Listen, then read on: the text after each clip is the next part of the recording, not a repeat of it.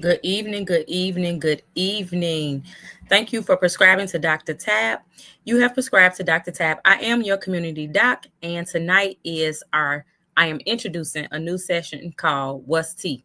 So, What's Tea is when we bring different things to the audience from the community. And so, like all the time, I always try to think about positive things that's going on in the community, things that I can put you guys up on, your children, and things of that nature. So, today we've had him before. We know he hoop hard. He do the programs for the guys, the young men, using basketball as a tool. And so I will be bringing Mr. Larry Daniels on to talk more about his program. I'll let him introduce himself, and I'll also bring on his program. So Larry Daniels is the founder of Hoop Hard. Larry, how you doing? I'm doing all right. So can you introduce yourself to the audience or reintroduce yourself to the audience because you are no stranger to Prescribed by Dr. Tapp. So if you don't mind just introducing yourself to the audience, reintroducing yourself to the audience, and tell us what you have coming up. Hello, everyone. My name is Larry Daniels. I'm the founder of Hoop Party Get Off the Court Basketball Organization. This will be our 10th year anniversary. CPD, Saint Sabina, and Hoop Hard Thanksgiving shootout for grammar school girls on November the 28th, and on the 29th, grammar school boys. Um, this basketball event is special around this time because we're trying to keep the kids off the streets and keep them with a level head so they won't get distracted while they out of school for the holiday weekend. And how do individuals get involved with the program? They can reach me on Facebook, Larry Daniels, or they can reach me on Instagram, Daniels Larry 23, if they want to get involved with the program. And the doors is always open because it's for the kids. My motto is no kid left behind. And how did you get started? Like how did you get started? Because this isn't your first how so first let's go back to how many years have you been doing this? This would be going on 15. 15 years. So 15 years ago, what made you start these programs for our young children? What made me start it? A lot of kids is gifted with basketball talent, but the mamas and the daddies don't have the money for them to play AAU. So I took it upon myself to give them a platform so they can showcase their God gifted talent and just giving back to the community with the great help of Father Michael Flavor at St. Sabina. Great partnership with Chicago Police Department and everything. With that great connection, it then got bigger and better, and a lot of people like it, and it's a great organization for the kids. So, have you always just been with Father Flake, or have you collaborated with other organizations? I collaborated with other like mm, that's a good one. Yeah, collaboration with other organizations, not really, because it be hard because you try to do that. Everybody don't have a passion like you, and some people just doing it for the money. Um,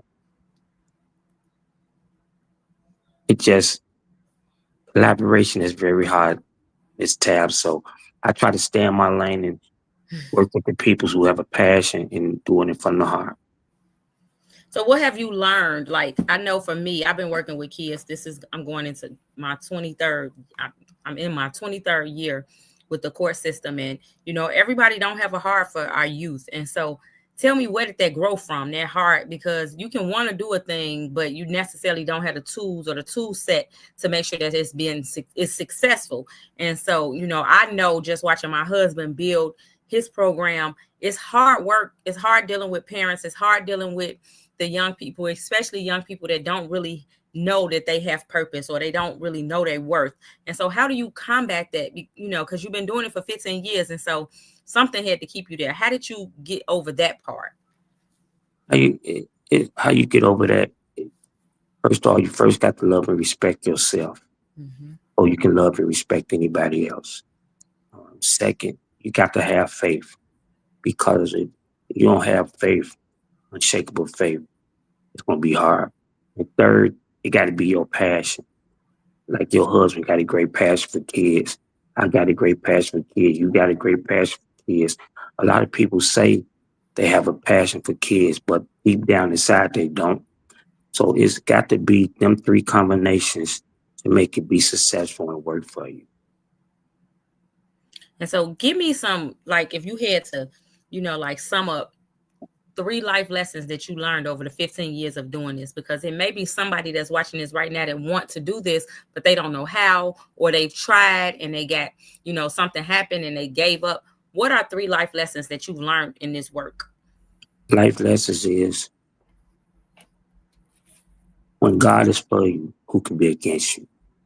And if you, like I say again, you got to have faith, because if you don't have no faith, you're gonna run into obstacles when you be like days like I don't even want to do this.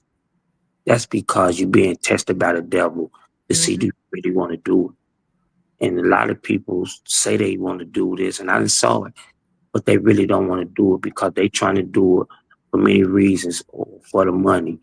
But at the end of the day, I done had people come to my events, try to steal my idea and try to go back and do it. It didn't even work out the way they thought it would work out. So one thing I say is keep you going. When you see the kids love you for what you do, not Mm-hmm. for who you are, that's what's going to really keep you going. Because again, I love all the kids. It ain't just black kids.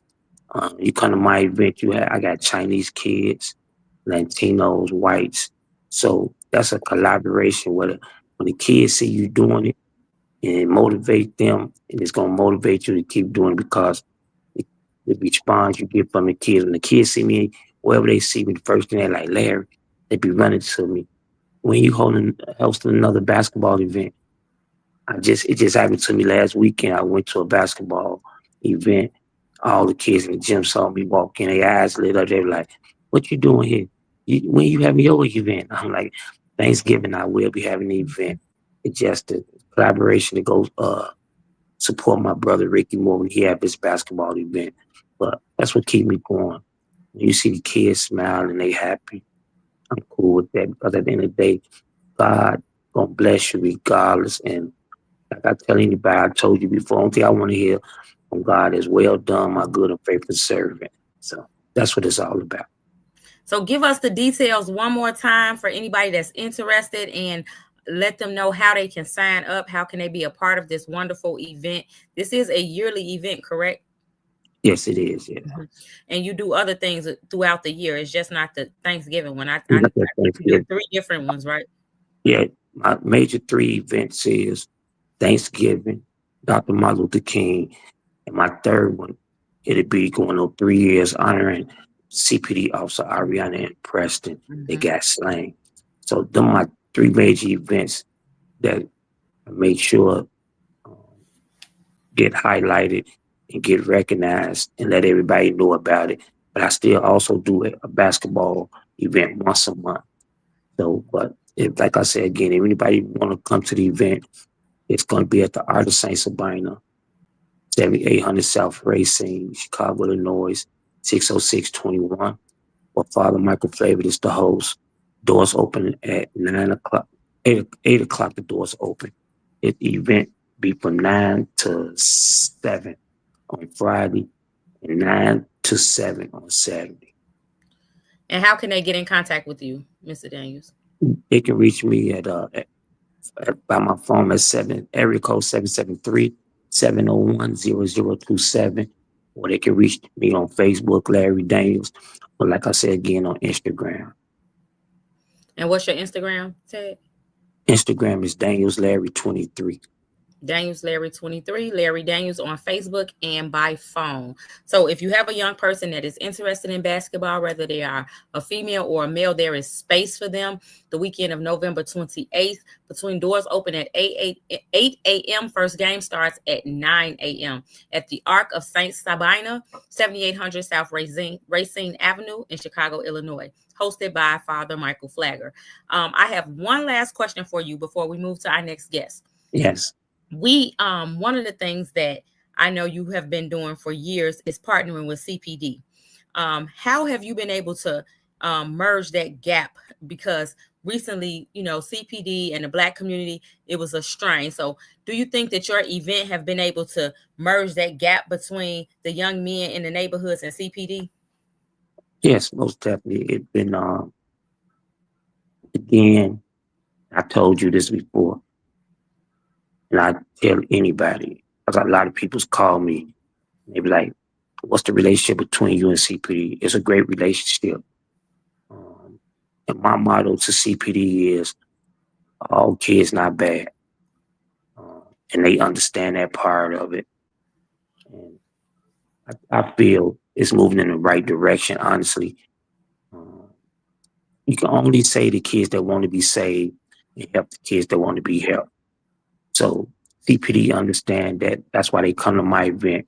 They see what kids is the good kids, and they see what kids be like. Okay, I'm trying to make their job easy to show them every kid that wear a white T-shirt or have dreads not bad. Mm-hmm. It's been a positive thing. Especially, I want to give a shout out to the superintendent because him being from Inglewood like me, we both know he a great dude. It's a great thing between the community and CPD. I tell anybody in the community, if you have a problem with the police or get to know your community police or officers, go to the district that you live in and Mm-hmm. talk to the community policing sergeant or the officers, or you can go talk to the commanders. They're willing to listen because one thing they trying to do is bridge that gap where the community trusts the police and the police trust the community. Because in this day and time, we need what's going on. And like one thing I love about CPD, they not involved in themselves with what ICE do because it's not right. That's coming from Satan. But they again, and I tell a lot of people who call me like, do CPD is they working with ICE? No, they not working with ICE to do anything to nobody. So people don't have to fear CPD. But if you need to talk to them, you can go to any district, talk to the commander, the sergeants in any districts. Well, I thank you again for coming on. I'm going to put your flyer up one last time for any individual that may be interested in attending.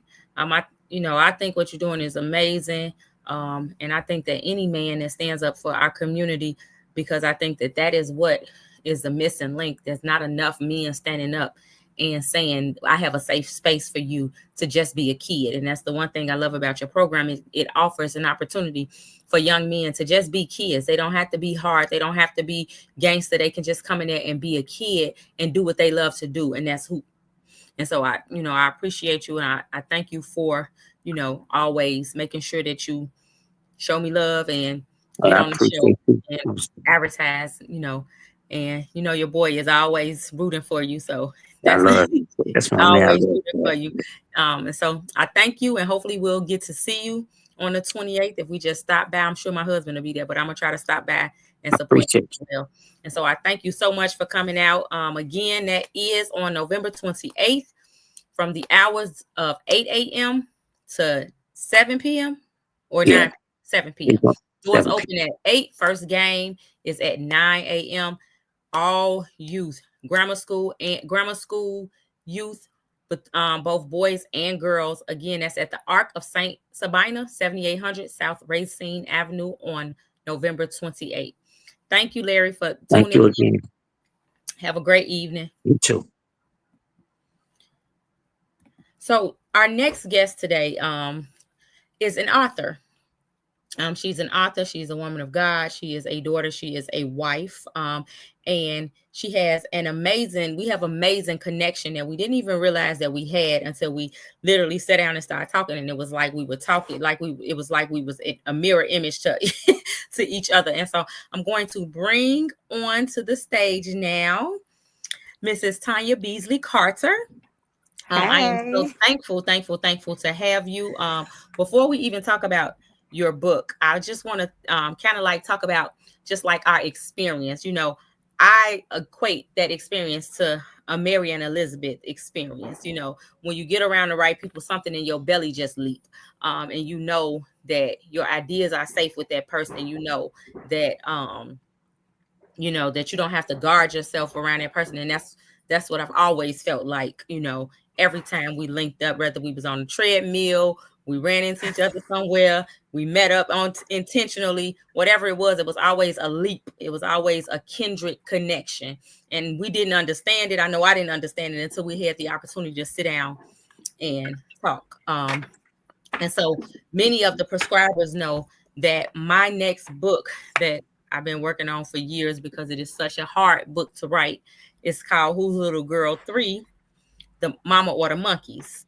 And so it explores being a daughter of an addict. And so when you came to me about your book, I'm like, another Mary and Elizabeth moment, another leap and another leap and another leap. And so I want to bring on, so this is, the Diary of a Dope Fiend's Daughter. Mm-hmm. And before we talk about the book, can you just tell us a little bit about yourself? For me, I am, of course, Latanya Beasley Carter. I am, as you stated, mother, wife. I also started out as an entrepreneur with my company Beasley Created, where I created I still do create T-shirts and other items for small business owners. And small business owners, entrepreneurs, and just anyone who basically needs something customized, which is where we actually got to intimately share our stories about growing up pretty much the same way and having this I like, since I've written a book, it goes back to, I say we belong to like a quiet organization Right. that no one even speaks about until someone is brave enough to speak about it. Mm-hmm. Yeah. And so, yeah, and at my office, that's where I have all of these intimate conversations where I just get to know people in a whole different manner. I say I'm gonna put a red couch in there because those are the types of moments that we basically have. Well, we had the opportunity to sit down and break bread, and we really got to really dig deeper into, what you had going on with the book and how far you had gotten and the struggles, because, as a 7-time author, it's hard. It's really hard, and it's really hard to tell your story because it's so many things that go on in your mind and your heart. As women, we want to protect the people around us. We don't always want to tell it all because we don't want to get in a space where we're embarrassing someone. Mm-hmm. And so, can you tell me how the concept of the Diary of a Dope Fiend's Daughter, how did that concept come about?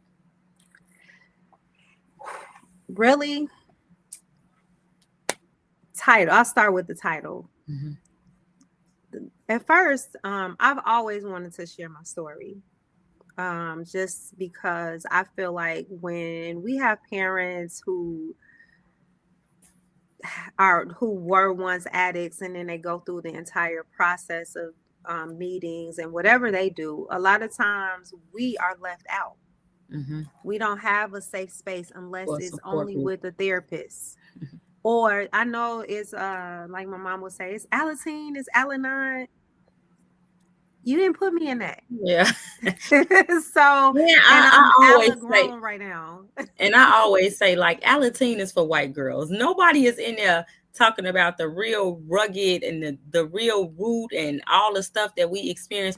And I don't know where you are in the lineage of your. Do you have siblings?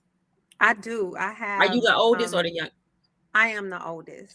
And so that there too is another thing that people don't understand, is that when you are a daughter of an addict, and that's complicated by being the oldest daughter, you take on the role of the caregiver, not just of your younger siblings, but your parent as well, because your parent becomes your child. It becomes a space of worry. It becomes a space of protection.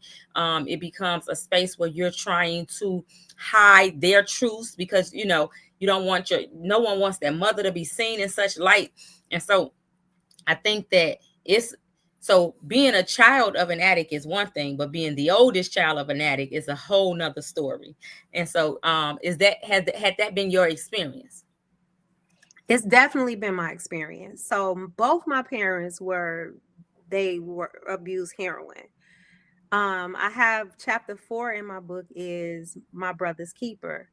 And that's all about my mom basically making me be responsible for my brother. Mm-hmm. I was responsible for my brother the pretty much the entire time that my mom was in her addiction, and to the point where I was abusive to him.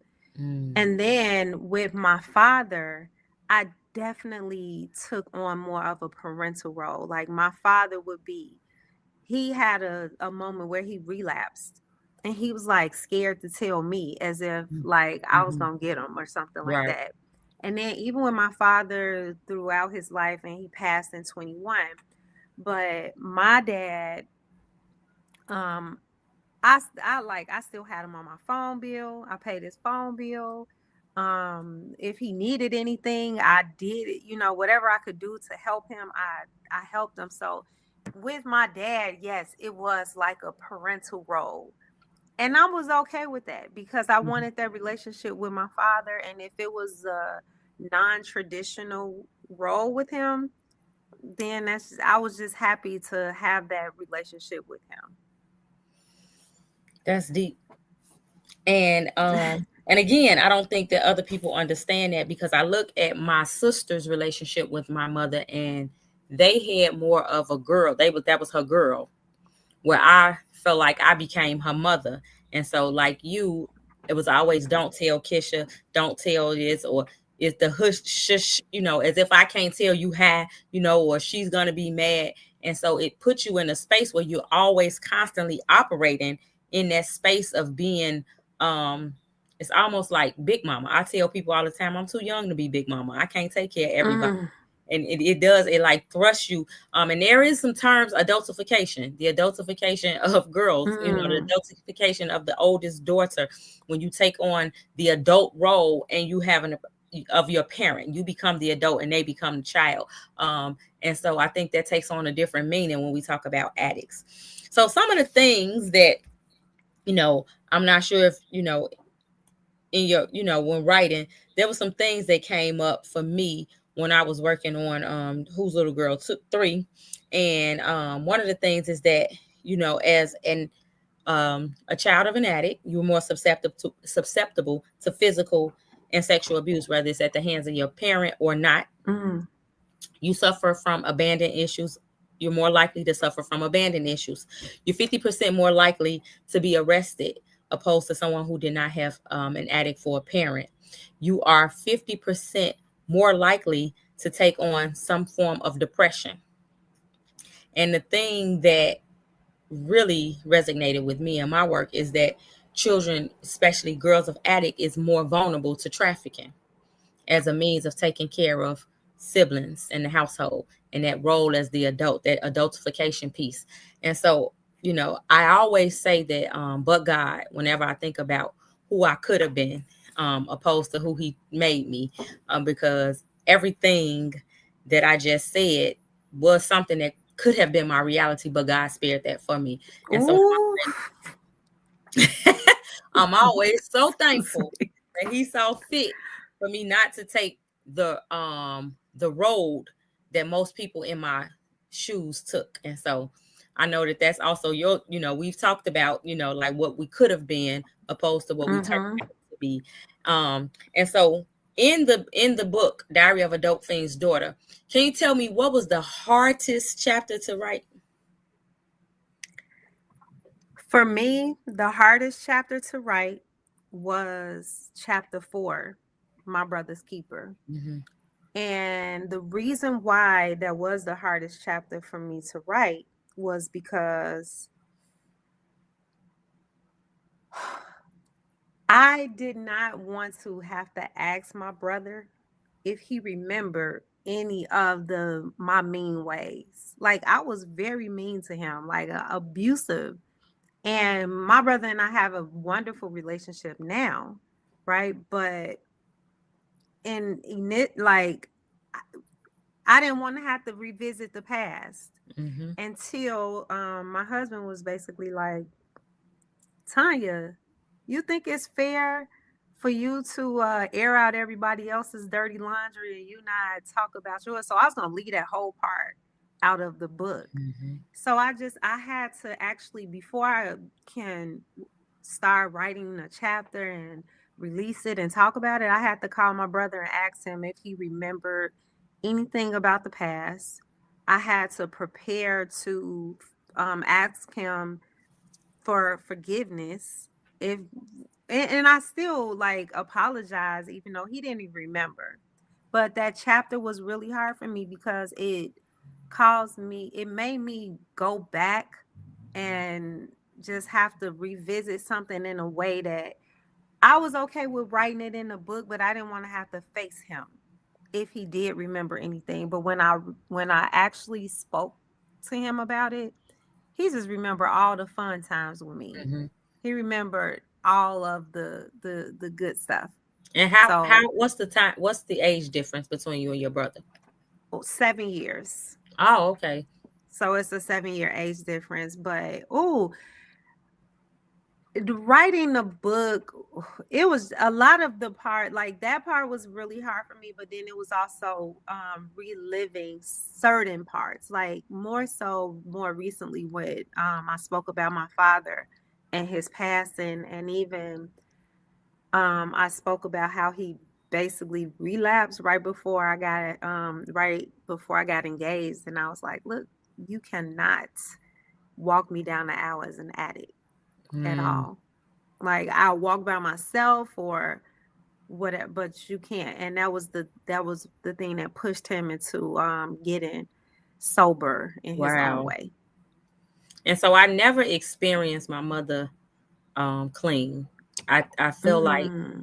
I've had moments where she went to rehab and she was clean for a little while. And just recently, I was having a conversation with someone really close to me, and who didn't really know that he knew, some things that had happened, but he didn't know like the details.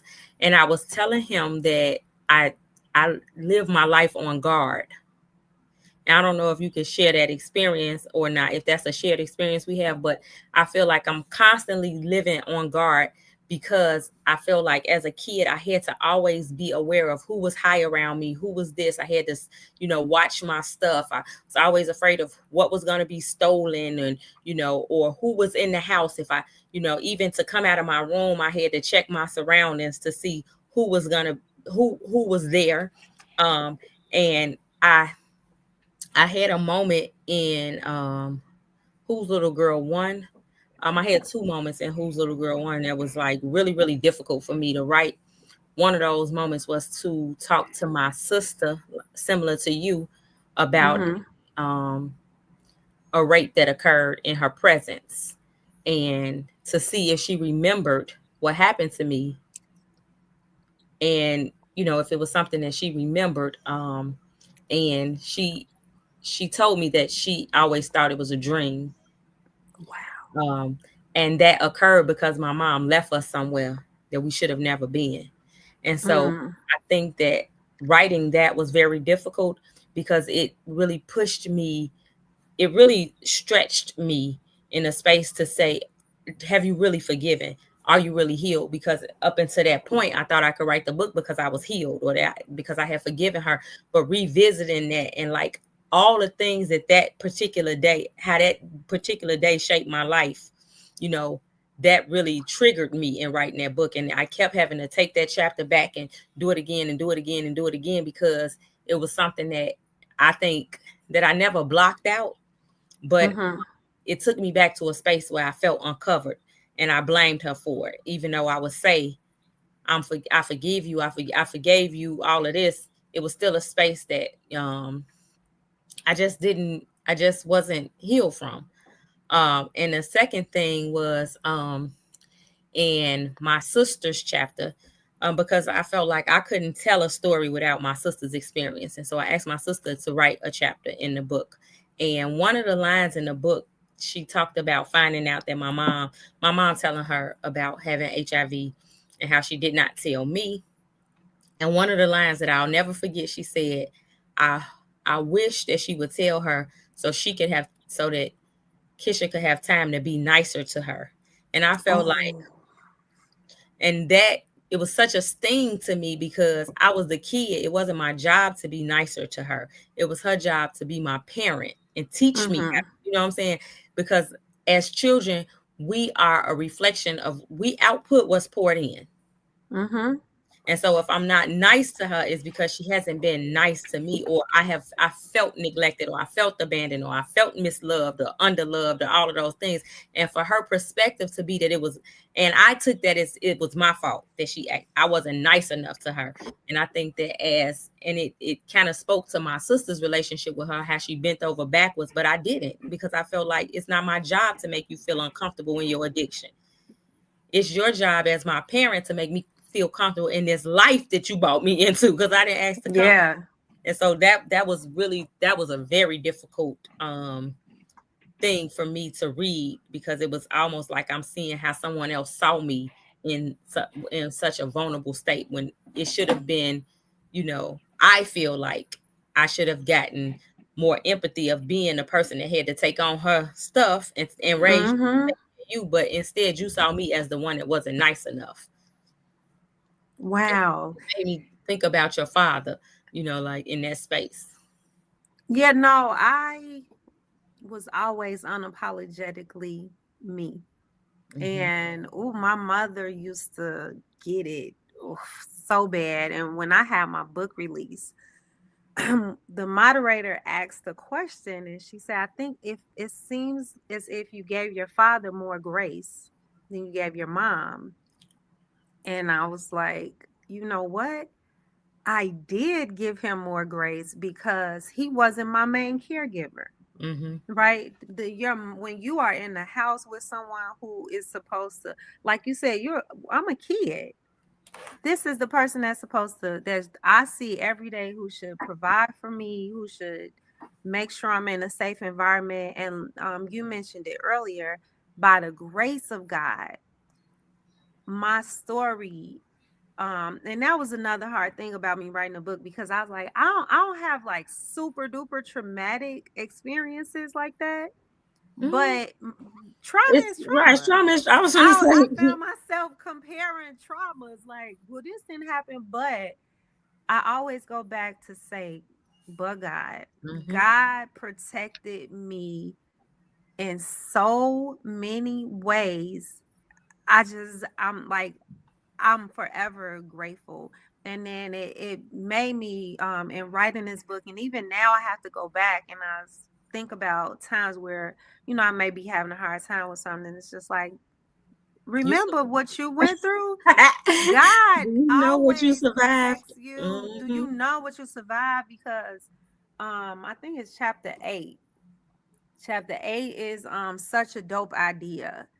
And our whole house was like the dope house. Hmm.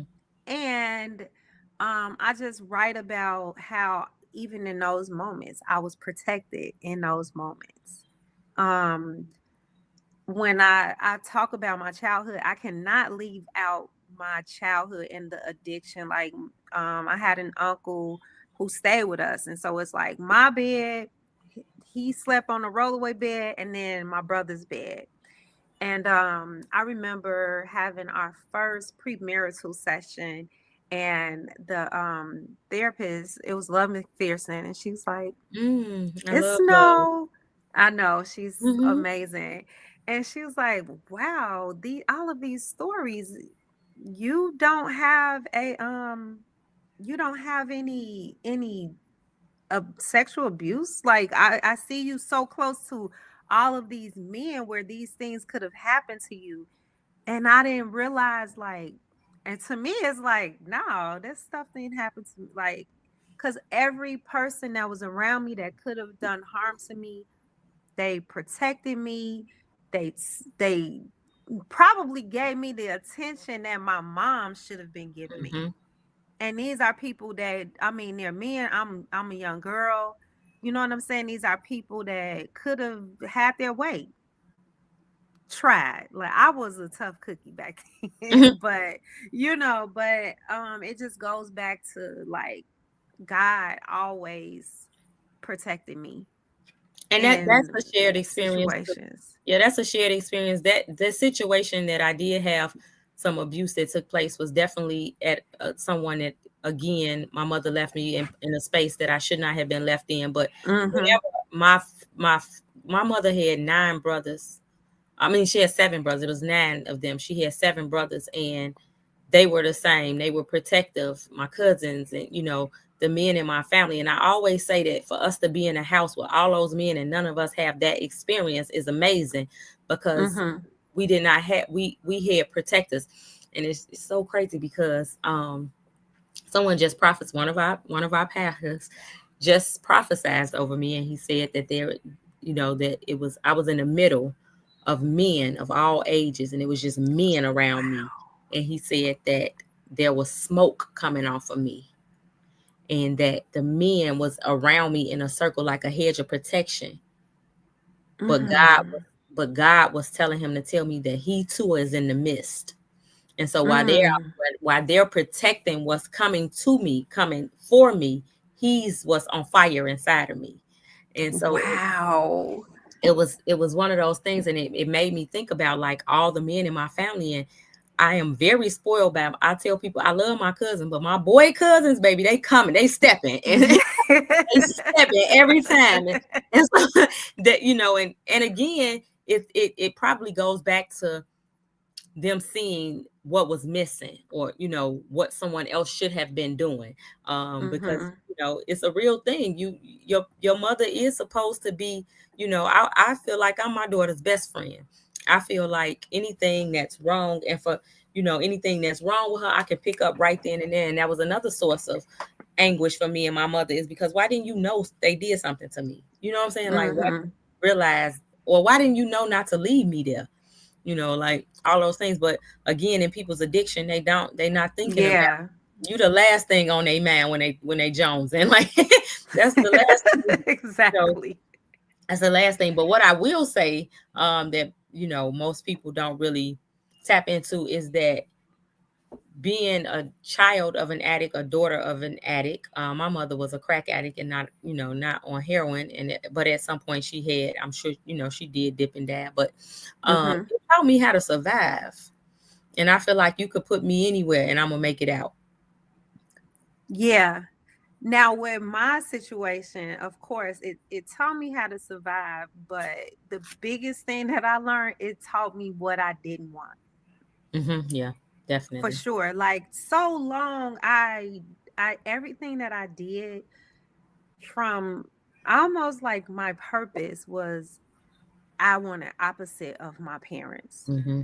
I don't want to, oh, my mother and them did this. I don't want to do that. Hmm. My, like, and to the point where I was like, what do you want to do? Like, what do you want to do? But with like my situation with all of the males in my life that were pretty much like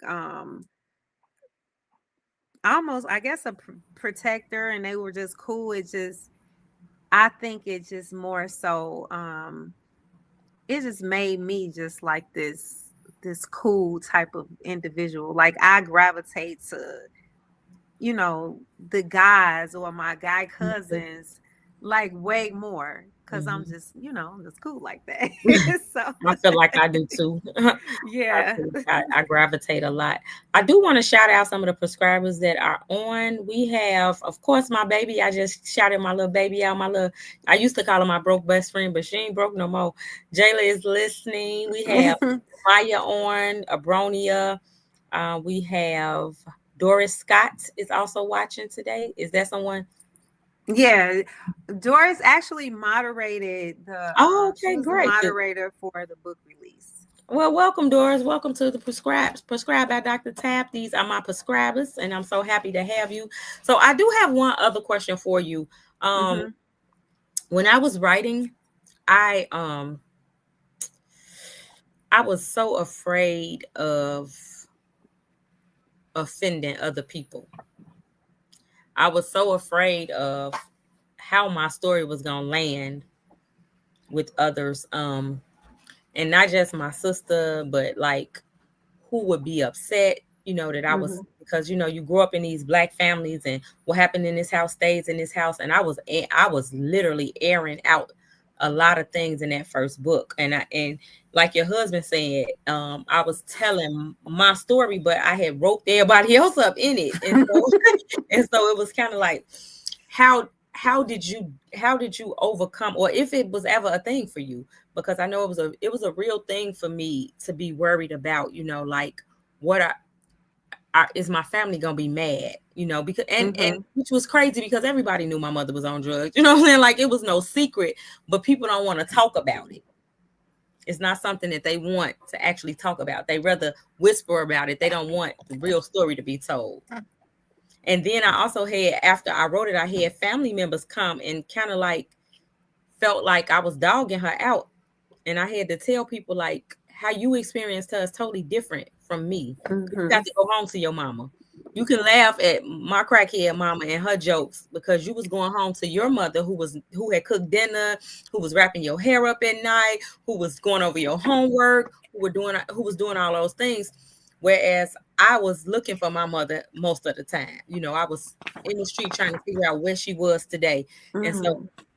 you know, it's crazy how family feel like they have a right to your story, or a right to your experience. Well, in my experience, it was more of my title, The Diary of a Dope Fiend's Daughter.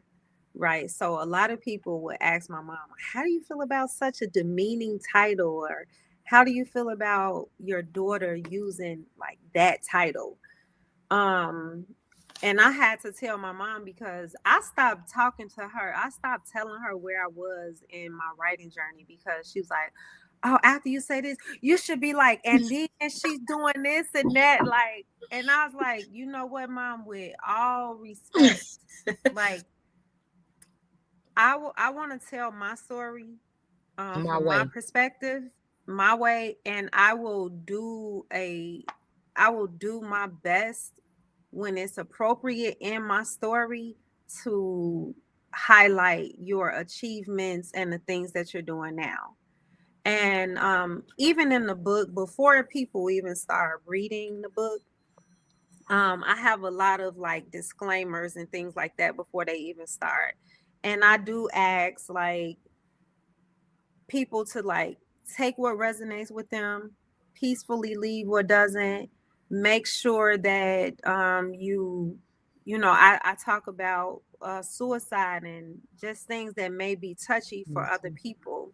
And so I just let them know that I'm not trying to blame anyone. I'm not trying to pass judgment, and respect my parents in this. Mhm. Cause I like, no matter what back in the day, like I used to tell my mama, like, respect is a boomerang. If you don't throw it out, you don't get it back. And I Mhm. meant that. But But now the in older this, you get, yeah, now in telling my story, before I even start, I just like put it out there. Like, I just want you, this book is not to assign blame to anyone. I just really want people to know my story. And then, it's not just the story. It's not just a memoir. right. It's also the guided journal. Hmm. And so I was just really careful before I even started. And then I had the conversation. My father's not here, so um, I mean, look, it's out now. Like, what could I say? But with my mom, I had the conversation with her just to let her know um, that I just need to tell my story. You get to tell your story. My mom does meetings with women in Africa. Oh, girl, I gotta go to my Saturday meeting. I'm going to my this meeting. I'm going to, and then I just like, so every meeting, all these people, they know me Hmm. because she's always telling her story, and she tells my story from her perspective. And I just felt like, hey, it's my time. Like, let me Tell tell yours. it from mine. Yeah. And so Who's Little Girl 3 is the opposite of that, because I felt like in Who's Little Girl 1, I told my perspective from my perspective. And although my mom is not here to tell her Mm-hmm. perspective, the Who's Little Girl 3 is writing from a point of what my mom must have felt like in some of those Oh. instances. Um, there is an instance where we saw my mom on the street and we acted like we didn't know her. And so I want to kind of give a perspective of what that must have felt like from for my mom. Even in her addiction, she was still my mother, and Mm-hmm.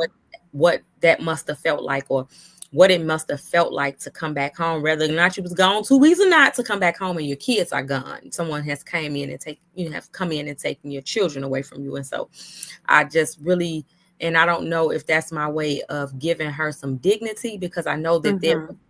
there was still good aspects about, there was still some good parts about my mother. And I recognize as a 48-year-old woman that the things that I did not like about my mother was not my mother that I didn't like, it was the monkey. And so that's why the Mm-hmm. title is Who's Little Girl 3, Mamas or the Monkey, because I had to get to the point where I understood how to separate my mother from the monkey that was on her back. Mm-hmm. And that was Oh, the journey.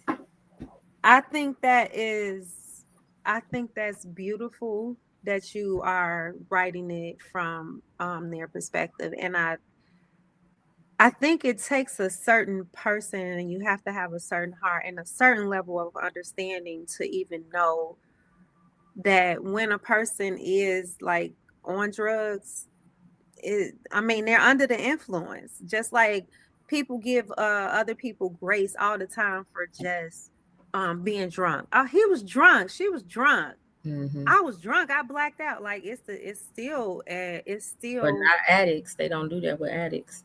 no, they don't. And so even recently, when I spoke with my therapist, and he was like, how do you feel about your mom not remembering a lot of these stories?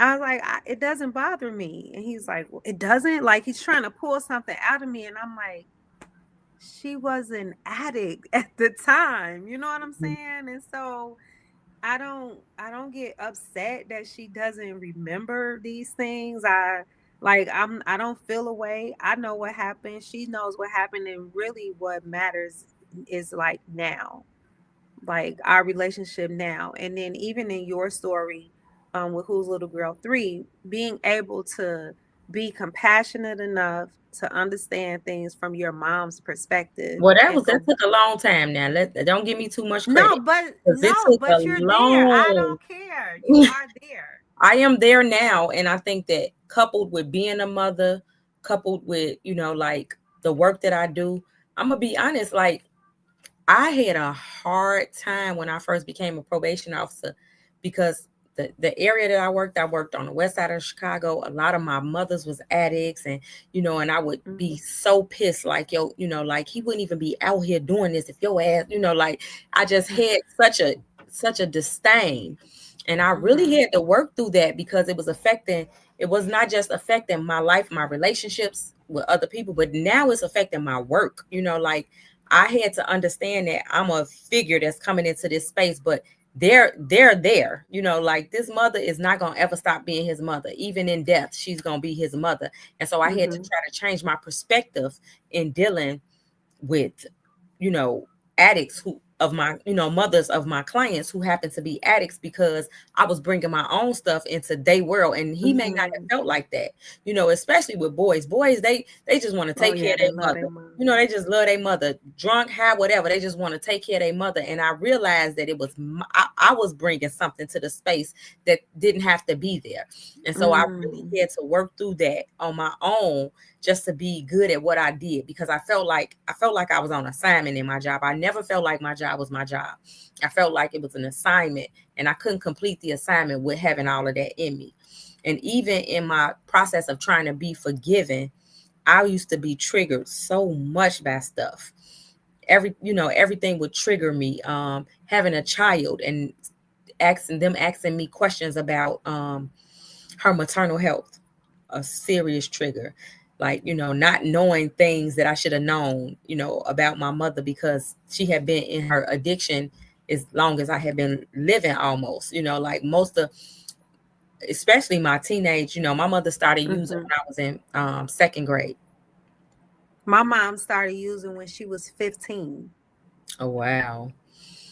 And she probably did too, but the when it really, like when it really hit the fan, Mm-hmm. I was in Miss Russell's classroom. I was in second grade when I realized that my mother was an addict. Maybe that's a better way because I don't know, I don't know Right. when she started using, but I do know when I realized that damn, this weird. Like this ain't normal, like I can remember being in I can't remember if it was second or third grade and she did one of her disappearing acts.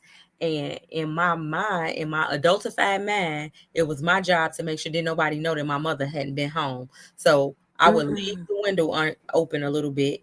We would come in and then shut the window, but I would leave the window open enough that we can get in and out with people not knowing. So if they didn't, Mm-hmm. so that they wouldn't know that my mother wasn't there, or and we didn't have keys, and so we lived on the first floor, thank God. In the projects, we lived on the first floor, so it was easy to get in and out of that window. But I was going to school every day. We would. I had figured everything out. We would go to school. We would go to my grandma's house. We would eat, and then we would I would lie and give a reason why my mother not picking us up, or she said meet her at the corner, or what time I had to be at the corner to meet my mom. I had all of this worked out in my head. But it wasn't so much to protect me; it was to protect my mother image. I didn't want Mm-hmm. nobody saying nothing about my mother leaving. She didn't left y'all because so many people were saying so many things about her that I didn't want that to be another thing they had to say about her. And so it was like that survival thing, like just doing anything Mm-hmm. to survive. And it's amazing how you think about animals and how they survive in the wilderness. That's how I felt growing up. Like I was surviving in the wilderness. I was just This past weekend, I had a diary discussion, like a book Mhm. discussion. I had two people come. My mom was there as well. And there was a young lady who was there, and she was 17. And from hearing your story and then going back to that conversation with that young lady, she there's so much that she wants to say, but because she's still a minor, she can't say because she doesn't want to be taken away from her space. Like, no matter how traumatic Oh, it mhm. is or how bad it is, it's still comfort. It's still home. They're still with their parents. And from that moment, and even just hearing your story, I was like, I never thought about like the safe space that these kids really don't have because they can't say too much. It's an imaginary safeness. It's Yeah, almost and then like they can't say too much because they don't want to get in the system. And by the grace of God, my grandmother and my aunt realized at some point that something going on, like they hadn't seen her in a while. And it was normal. Everybody went to my grandmother's house and everybody dispersed from my grandmother's house. And not seeing my mother was a red flag for them. And they literally came one day in a buggy, throwing our stuff in there, and we left. And I can't even remember how long it took her to realize that we was gone. And look, thank God for grannies and grandmas and big mamas back in the day because Yes. my grandmother definitely was my savior. And just like you said, my grandmother's house was the spot. Hmm. Everybody would like you fell on hard times, you go back to grandma's Yep. house. Like everyone went back and cell phones and things like that were not out. Like I Mm-mm. say in the 1900s, right? And then we had so many times where our phone would be disconnected. Hmm. My grandmother always accepted us in her house with open arms. My Collect mother calls. would I show remember going up. to the collect. I remember going to the phone in front of Atlantis. I lived in Ida B. Wells. We would walk to 39th Street where it was a payphone. We lived Hmm. on we had to go all the way to 39th to call my grandma collect, and never did she say no or anybody, Hmm. nobody was turned down. And yeah, I'm with you. Shout out to the grannies. And shout out to Yes. my auntie Tony because she was not playing. She came with my grandmother and she took me and my sister into her home. She was a single woman. living her best life, and now you got these two kids, and your mom and your sister mad at you because you took all these kids. Where you left them kids? How you mad?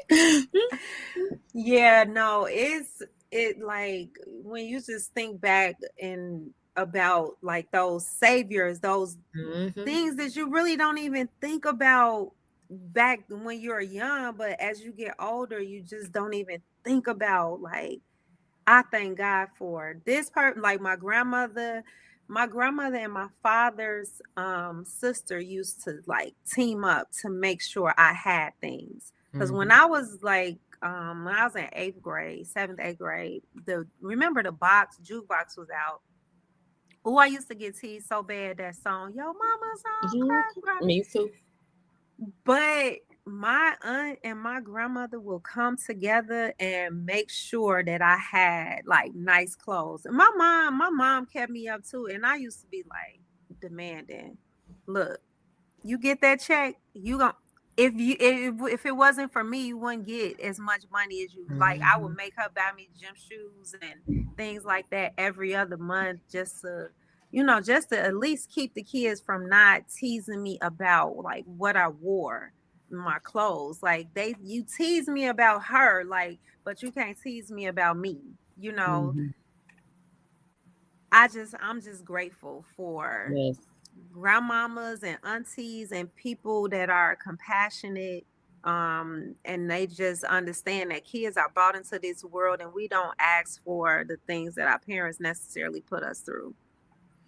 And I'm also thankful for God's grace upon both of us, Mm-hmm. because our story could have ended so much differently. So many people that sat in our seats, they don't have the same story. And so Yeah. it's just amazing, amazing, amazing that we can sit here and have these conversations and not be broke down in tears, because a lesser woman may not be able to sit here and share these shared experience, and Mm-hmm. we've laughed, we've thanked God, we've done all the things that most people would look at our situation and think that it's so horrible. How could they be laughing? Because we on this side of it, Yeah. because God saw fit for us to be sitting here writing about it. God saw fit for us to be discussing it. God saw fit to bring that young lady into your space, and then for you to get revelation around what she said days ago. That's a God Mm-hmm. thing. That's a spiritual thing. That's operating in a spiritual realm that most people don't even get to experience, let alone give to other people. So I thank you. I thank you for being obedient, and even writing, being obedient to him to even get this on paper. And before we go, I know we're going a little over, and I just need you to give the information on how can people purchase this book, because it's important that we read this book, and we don't pass the book around, that we purchase the book. Buy your own book. Everybody buy your own and then come together and talk about it. Don't pass the book around. Buy it. Everybody buy one. So if you could give us the information on how to purchase your book, well, give them, because I did um that. I purchased okay. Yeah, it. you have yours. So, you can purchase the book directly through my website at www.dopefiendsdaughter.com. The book is also available on Amazon as well. So both of those, dopefiendsdaughter.com, you can either choose shipping or pickup. And if you choose pickup, we can coordinate a time if you're local in Chicago. Outside of that, Amazon.com, they will sometimes the book is available next day. Mhm. They're pretty fast as well. But go to And her site first. Go to her site yeah. first, because Amazon is taking a lot of our money. So make sure that if you have the opportunity, please go to www.dopefiendsdaughter.com and purchase it directly from the author. Please. Thank you. That's just my note. Sorry. Go ahead. Yeah. That's my sister. She know. And I so appreciate you as well. When I was writing this book and I told you, I'm like, look, you wrote books, I need help.